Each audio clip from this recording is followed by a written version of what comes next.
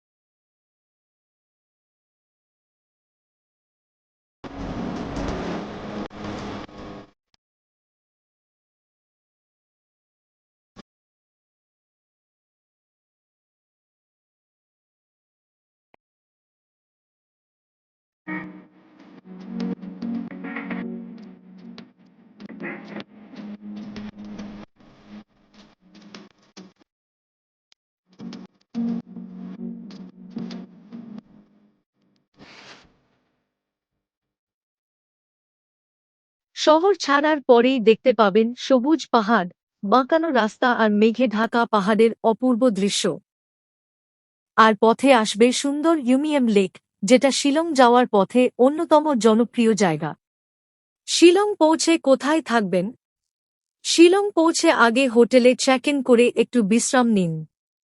Hotel নেওয়ার ক্ষেত্রে পলিস বাজার এলাকার আশেপাশে থাকলে সুবিধা বেশি, কারণ এখান থেকে খাবার, শপিং এবং শহরের বিভিন্ন জায়গায় যাওয়ার জন্য গাড়ি পাওয়া সহজ। তবে একটু বাইরে হোটেল নিলে ভাড়া তুলনামূলক কম হতে পারে। ছুটির সময় গেলে অবশ্যই আগে থেকে বুকিং করে রাখবেন। পরের দিন সকালে নাস্তা করে বেরিয়ে পড়ুন শিলং সাইট সিইংয়ের জন্য। একদিনের মধ্যে আপনারা ঘুরে দেখতে পারেন Shillong peak, elephant falls, Wards lake, cathedral of Mary help of Christians, police bazaar এবং লেইলাম ক্যানিয়ন, সময় ও রুট অনুযায়ী। এর মধ্যে শিলং পিক থেকে পাহাড়ি শহরটির সুন্দর প্যানোরামিক ভিউ পাওয়া যায়, আর এলিফ্যান্ট ফলসে পাহাড়ের মধ্যে দিয়ে নেমে আসা ঝর্ণার সৌন্দর্য আপনাকে মুগ্ধ করবে। এরপর চলে যেতে পারেন ওয়ার্ডস লেকের দিকে। একটু শান্ত পরিবেশের সময় কাটানোর জন্য জায়গাটি বেশ সুন্দর। আর যদি প্রকৃতির আরও কাছাকাছি যেতে চান, তাহলে লেইলাম ক্যানিয়ন অবশ্যই আপনার লিস্টে রাখতে পারেন। সবকিছু ঘুরতে গেলে পুরো দিন সময় ধরে রাখাই ভালো। সন্ধ্যায় ফিরে চলে আসুন পলিস বাজার। এখানে শপিং করতে পারেন, স্থানীয় খাবার খেতে পারেন এবং শিলং শহরের সন্ধ্যার পরিবেশ উপভোগ করতে পারেন। রাতের খাবার খেয়ে হোটেলে ফিরে বিশ্রাম নিন। তৃতীয় দিনটা রাখুন চেরাপুঞ্জি বা সোয়ার জন্য। সকালে যত তাড়াতাড়ি সম্ভব বেরিয়ে পড়ুন। একদিনের সাইট সিইংয়ের জন্য গাড়ি ভাড়া করে নিলে সুবিধা হবে। চেরাপুঞ্জির পথে পাহাড়, মেঘ আর সবুজ উপত্যকার যে দৃশ্য দেখতে পাবেন, সেটাই এই যাত্রার অন্যতম বড় আকর্ষণ। চেরাপুঞ্জিতে আপনারা দেখতে পারেন Nohkalikai falls, seven sisters falls, Mawsmai cave, eco park এবং সময় থাকলে আশেপাশের আরও কিছু দর্শনীয় স্থান। বর্ষাকালে ঝর্ণাগুলো আরও সুন্দর হয়ে ওঠে, তবে অতিরিক্ত বৃষ্টির সময় রাস্তা ও আবহাওয়ার পরিস্থিতি দেখে তারপর বের হওয়াই ভালো। আপনার হাতে যদি অতিরিক্ত সময় থাকে, তাহলে মলেনাংও আলাদা দিনের পরিকল্পনায় রাখতে পারেন। তবে শিলং থেকে চেরাপুঞ্জি এবং আবার অন্যদিকে মলেনাং, সবকিছু একদিনে করার চেষ্টা করলে সময় অনেক বেশি লেগে যেতে পারে। তাই আরামে ঘুরতে চাইলে প্রতিটি ডেস্টিনেশনের জন্য আলাদা দিন রাখাই ভালো।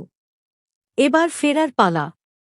সকালে হোটেল থেকে চেক আউট করে গাড়িতে করে আবার গুয়াহাটির উদ্দেশ্যে রওনা দিন।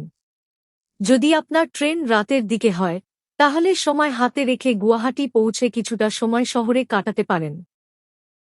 চাইলে কামাখ্যা টেম্পলে দর্শন করতে পারেন। কামাখ্যা মন্দির গুয়াহাটির অন্যতম গুরুত্বপূর্ণ ধর্মীয় পর্যটন স্থল এবং অসমের ট্যুরিজম সার্কিটের একটি প্রধান আকর্ষণ। আসাম ট্যুরিজম। সময় থাকলে ব্রহ্মপুত্র রিভারফ্রন্ট বা শহরের অন্যান্য স্থানও ঘুরে দেখতে পারেন।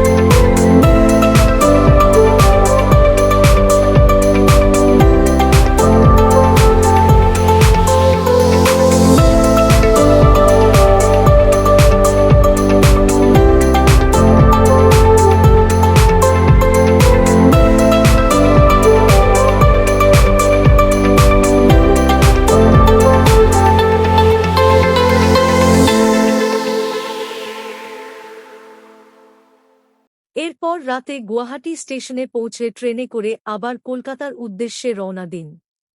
এবার আসি সবচেয়ে গুরুত্বপূর্ণ বিষয়, খরচ। আপনার মোট খরচ নির্ভর করবে আপনি কোন ট্রেনে যাচ্ছেন, কোন ক্লাসে ভ্রমণ করছেন, কোন ধরনের হারও নিচ্ছেন এবং গাড়ি শেয়ার করছেন নাকি রিজার্ভ করছেন তার ওপর। সাধারণভাবে বাজেট ট্রিপ করতে চাইলে ট্রেন, স্লিপার 3 অনুযায়ী খরচ।